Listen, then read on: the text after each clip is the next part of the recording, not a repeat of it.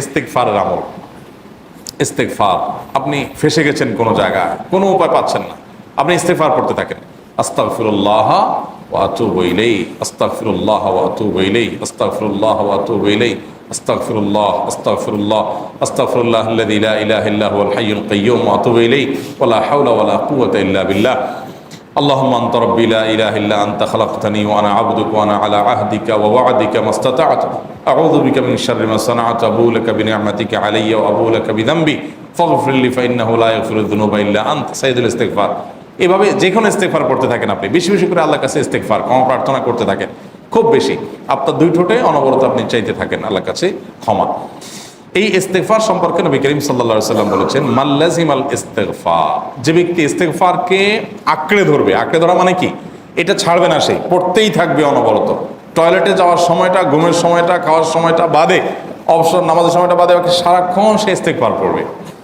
এরকম যদি কেউ করে, আল্লাহ রাব্বুল আলামিন জাআলাল্লাহু লাহু মিন কুল্লি হাম্মিন ফারাজা ওয়া মিন কুল্লি যায়কিন মাখরাজা, সকল পেরেশানি থেকে, সকল টেনশন থেকে বের হওয়ার পথ আল্লাহ তাআলা অলৌকিকভাবে তার জন্য আবিষ্কার করে দিবেন। এবং আমি আমার জীবনে যেটা বলেছিলাম, বিস্তারিত বলতে চাই না, এরকম পরিস্থিতি আসছে যে চোখের সামনে কোনো আপাতত রক্ষার কোনো পথ আর খোলা নেই, এমন ভয়াবহ বিপদ। ইস্তিগফার করতে করতে এমনভাবে আল্লাহ তাআলা সাহায্য করেছেন যে এটা কল্পনা করলেও মনে হয় যে স্বপ্নের মতো। কিভাবে এখন এই লোক এই জায়গায় আসলো আমার সাহায্যের জন্য, এই লোক তো এটা আমি এই জায়গায় আসার কথা না, টিকুনি এসে হাজির হয়ে গেলেন এবং উপকারটা, আমার সমাধানটা হয়ে গেল সমস্যা। তো আলহামদুলিল্লাহ, বহুবার আমি পরীক্ষা করেছি, আর আমার পরীক্ষার 2 পয়সার দাম নাই। হাদিসে বলা আছে, গ্যারান্টি দেওয়া আছে, আমার পরীক্ষা করলেই কি না করলেই। তাহলে একটা আমল হলো কি, ইস্তিগফার। সব সময়ের জন্য এটা কন্টিনিউয়াস করবেন, আর এমনিও অবসর সময় ইস্তিগফার করবেন। আরবদের মধ্যে সৌন্দর্য আছে, তারা বিভিন্ন ডাক্তারের ওয়েটিং রুমে বা বিভিন্ন জায়গায় মানুষ যেখানে অপেক্ষা করে পাবলিক প্লেসগুলোতে লিখে রাখে ইস্তিগফার করুন। আপনার হাইওয়েগুলোর পাশে লেখা থাকে ইস্তিগফার করুন, এবং তারা আসলে একটু পরপর দেখা যায় ইস্তিগফার করে। ভালো মন্দ গুণ সবার মধ্যে আছে, তাদের এই ভালো গুণটা আছে, ইস্তিগফার বেশি বেশি করা। আমরা ইস্তিগফার সচরাচর এইভাবে অনবরত অবসর সময় করার অভ্যাস অনেকের মধ্যেই নাই। আমরা এটা চালু করবো ইনশাআল্লাহ। বিশেষ করে যখন কোনো সমস্যা হবে, তখন ইস্তিগফার চলতে থাকবে মুখে অনবরত। ধীরে ধীরে মহব্বতের সাথে নিজেকে, নিজের পাপ অপরাধগুলোর কথা স্মরণ করে আল্লাহর কাছে মাফ চাইতে থাকবো, পেরেশানি দূর হবে ইনশাআল্লাহ। 1 নাম্বার 2, দুরুদ। নবী করিম সাল্লাল্লাহু আলাইহি সাল্লামের প্রতি দুরুদ পাঠ করা, এটা যদি আপনি নিয়মিত করতে থাকেন মহব্বতের সাথে, আল্লাহুম্মা সাল্লি আলা মুহাম্মদ ওয়া আলা আলি মুহাম্মদ কামা সাল্লাইতা আলা ইব্রাহিম ওয়া আলা আলি ইব্রাহিম ইন্নাকা হামিদুম মাজিদ, আল্লাহুম্মা বারিক আলা মুহাম্মদ ওয়া আলা আলি মুহাম্মদ কামা বারাকতা আলা ইব্রাহিম ওয়া আলা আলি ইব্রাহিম ইন্নাকা হামিদুম মাজিদ। আপনি একবার ছোট দুরূদ যদি পড়েন, সাল্লাল্লাহু আলাইহি ওয়াসাল্লাম, সাল্লাল্লাহু আলাইহি ওয়াসাল্লাম, আল্লাহুম্মা সাল্লি আলা মুহাম্মদ ওয়া আলা আলি মুহাম্মদ, শুধু এইটুকু পড়েন। জাযাল্লাহু আন্না মুহাম্মাদাম মা হুয়া আহলু, শুধু এইটুকু পড়েন। আপনি এইভাবে যেই কোনো দুরূদ নবী করিম সাল্লাল্লাহু আলাইহি ওয়াসাল্লামের প্রতি যদি পড়েন এবং পড়তে থাকেন অনবরত, ইস্তিগফারের পাশাপাশি দুরূদের ক্ষেত্রে নবী করিম সাল্লাল্লাহু আলাইহি ওয়াসাল্লাম বলেছেন যে এইটা তোমার জন্য যথেষ্ট হয়ে যাবে। তুমি যদি আল্লাহর কাছে আর কোনো দোয়া করতে না পারো, শুধু দুরূদটা পড়ো, তোমার সব পেয়ে যাবে, কিচ্ছু লাগবে না। এক সাহাবী বলছেন, রাসূলুল্লাহ, আমার দোয়ার মধ্যে দুরূদ কত পার্সেন্ট রাখবো? আমি তো আমার অনেক কিছু আল্লাহর কাছে চাইবো, দুরূদ মানে তো নবীজির জন্য দোয়া, মানে আমার জন্য তো আমি দোয়া করবো, আপনার জন্য দোয়া কত পার্সেন্ট করবো? 1/3, 1/4, তারপরে হাফ, এবার বিভিন্ন পার্সেন্টেজ বলছিলেন তিনি। নবী করিম সাল্লাল্লাহু আলাইহি ওয়াসাল্লাম বলেছেন যে হ্যাঁ, এর বেশি করতে পারলে আরো ভালো, আরো ভালো। তো ভদ্রলোক এর বেশি, ওই সাহাবী রাদিয়াল্লাহু তাআলা আনহু, তিনি এর বেশি বাড়াতে একটা পর্যায়ে বলছেন যে আমি সব দোয়া আপনার জন্য করি। নবী করিম সাল্লাল্লাহু আলাইহি ওয়াসাল্লাম বলেছেন, তাহলে তোমার আর কোনো দোয়াই করতে হবে না, এর মধ্যে সব দোয়া চলে আসবে। কারণ আপনি যদি বলেন আল্লাহ আপনার নবীর প্রতি আপনি রহমত নাজিল করেন, আপনার নবীর প্রতি আপনি শান্তি নাজিল করেন, আপনি যেটা দোয়া করেন, তো আল্লাহকে, আল্লাহর নবীর প্রতি আপনি রহমত নাজিল করতে বললে আল্লাহ তাআলা আপনার প্রতি রহমত নাজিল করবেন কি করবেন না? আপনি কাউকে খুশি করতে চান, কার কাছ থেকে কিছু আদায় করতে চান, তার ছেলেটারে যদি হাদিয়া তোফা দেন, আদর যত্ন করেন, তো বাই ডিফল্ট অটোমেটিকলি ওই লোকের সিম্পেথি আপনার দিকে আসবে কি আসবে না? চোখ বন্ধ করে আসবে।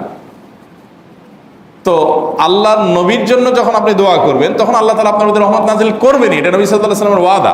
যে কোনো পেরেশানি, তিনি আরো বলেছেন, যদি কেউ দুরূদের আমল করে নিয়মিত, আল্লাহ রাব্বুল আলামিন তার সকল পেরেশানির জন্য যথেষ্ট করে দিবেন এই আমলটাকে। সবগুলো দূর করার জন্য যথেষ্ট হয়ে যাবে।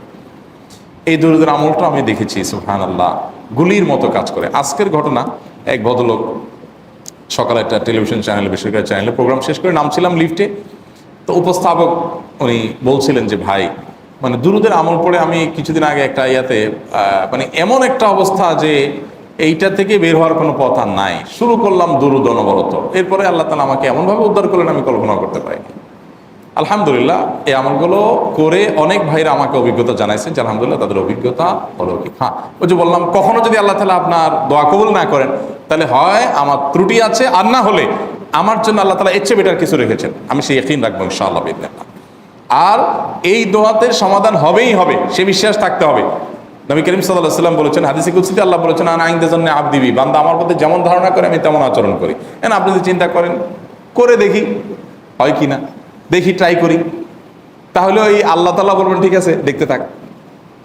আপনি যদি ইয়াকিন করেন যে না নবী করিম সাল্লাল্লাহু আলাইহি ওয়াসাল্লাম যে বলেছেন অতএব সেটা হবেই, আর আল্লাহ রাব্বুল আলামিনের কাছে আমি ওইভাবেই চাবো যে আল্লাহ দিবেনই, আমি নিয়েই ছাড়বো, ইনশাআল্লাহ গুলি মিস হতে পারে, আপনার দোয়া মিস হবে না।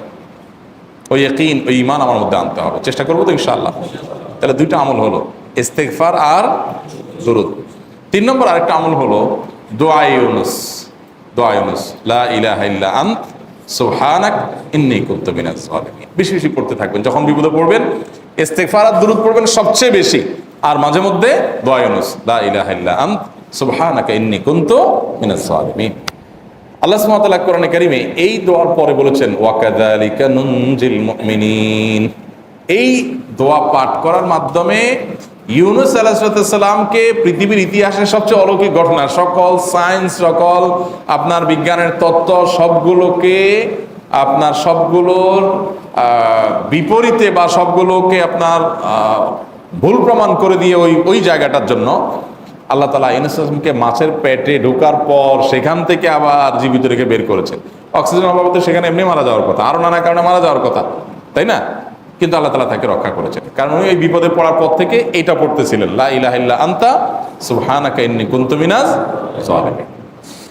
তো আল্লাহ তাআলা কোরআনে বলেছেন এটা ইউনুস, তার নবী ইউনুস আলাইহিস সালামকে আল্লাহ তাআলা এর মাধ্যমে রক্ষা করেছেন, সেটা তার জন্য খাস না, এটা তার জন্য স্পেশাল না, বরং আল্লাহ বলেছেন ওয়াকাযালিকা নুনজিল মুমিনিন, এটা দিয়ে আমি তাকে রক্ষা করেছি, একইভাবে ঈমানদারদেরকেও এইটার মাধ্যমে রক্ষা করব। এটা বড় অস্ত্র পেয়ে গেলাম। দোয়া ইউনুস বেশি বেশি পড়বো ইনশাআল্লাহ, লা ইলাহা ইল্লা আনতা সুবহানাকা ইন্নী। আমার দেশে আবার দেখা যায় বিপদ হয়ে গেলে তখন হুজুর ভাড়া করে যে ভাই আপনারা সবাই মিলে এটা 1 লাখ বার পড়ে দেন, 1.25 লাখ বার পড়ে দেন, টাকা দিমো আপনারা পড়ে দেন। আপনারটা আপনি পড়বেন ভাই, হুজুরদের কাছে দোয়া চান সমস্যা নাই, আর হুজুরদেরকে খাটায়া টাকা দিবেন কেন, এমনি টাকা দিবেন না দিয়া। আর এই দোয়া নিজে নিজে করতে থাকবেন। ইউনুস আলাইহিস সালাম ওই সময় কি লোক ঠিক করছিলেন যে ভাই আপনারা সবাই দোয়া ইউনুস পড়েন, আমি গেলাম, আমি মাছের পেটে গেলাম, আপনারা বসেন সবাই দোয়া ইউনুস পড়া দেন, করছেন উনি? ওনারটা উনি করছেন, তো আপনারটা আপনি শুরু করবেন, দোয়া ইউনুস না। 4 নম্বর আমল হলো ইয়া যাল জালালি ওয়াল ইকরাম।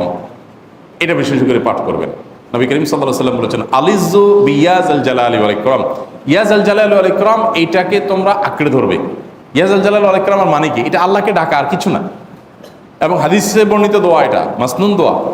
ইয়া যাল জালালি ওয়াল ইকরাম মানে হে মহা ক্ষমতার অধিকারী, প্রতাপশালী এবং সম্মানের মালিক। এটা বলার মানে হলো আল্লাহর কাছে নিবেদন করা, যেহেতু আপনার প্রতাপ আছে, আপনার জালাল আছে, আপনার বড়ত্ব আছে, হে বড়ত্বের অধিকারী এবং হে সম্মানের অধিকারী, আপনার যেহেতু আল্লাহ তাআলা এটা, আপনার যদি এটা আছে, অতএব হে আল্লাহ আপনি আমাকে এটা দান করুন, আপনার সেখান থেকে আমার প্রতি রহম করুন, আপনার সেখান থেকে আমাকে, আপনার বড়ত্ব থেকে আমাকে আপনি হেফাজত করুন, আপনার একরাম থেকে আমাকে আপনি, তা দিয়ে আপনি আমাকে রহম করুন। তো সেই দোয়া আল্লাহ তাআলার কাছে নিবেদন করতে পারি, ইয়া যাল জালালি ওয়াল ইকরাম। এর পাশাপাশি তাহাজ্জুদের নামাজ এবং যে কোনো নফল নামাজ, কারণ নবী সাল্লাল্লাহু আলাইহি সাল্লাম ইজা হাজাবাহু আমরুন সাল্লাহ, নবীজি সাল্লাল্লাহু আলাইহি সাল্লামের কোনো পেরেশানি শুরু হলে আগে ওযু করে 2 রাকাত নামাজ পড়তেন, ওযু করে 2 রাকাত নামাজ পড়তেন। আমাদের যখন পেটে ব্যথা শুরু হয় আগে কার কথা মনে পড়ে? ডাক্তারের কথা মনে পড়ে। যখন গায়ে জ্বর আসে সবার আগে মনে পড়ে কিসের কথা? নাপা, নাপা, ঠিক না? জ্বর আসছে গায়ে, সবার আগে আমরা কি চিন্তা করি? নাপা। নাপা আপনি চিন্তা করেন, খান, নিষেধ না তো, ওষুধ গ্রহণ করা সুন্নত, নবী সাল্লাল্লাহু আলাইহি সাল্লাম নির্দেশ করেছেন ওষুধ সেবন করতে, আপনি করেন, ভালো কথা। কিন্তু ইমানদার সব কিছুর আগে ব্যথা আসছে, তাহলে ব্যথার জন্য রাসূল সাল্লাল্লাহু আলাইহি ওয়াসাল্লাম একটা ওষুধ দোয়া শিখাইছেন, দোয়াটা আগে করবে, পাশাপাশি ওইটা করবে। এলো ইমানদারের কাজ। আমরা আজকাল ইমান থেকে অনেক দূরে সরে গেছি। আল্লাহ আমাদের সেই ইয়াকিন দান করুন। তাহাজ্জুদের সময় দোয়া, অনেক বেশি দোয়া কবুল হয়। তাহলে 4টা আমল ইনশাআল্লাহ আপনাকে এই ভয়াবহ বিপদ থেকে উদ্ধার করার জন্য সাহায্য করবে ইনশাআল্লাহ।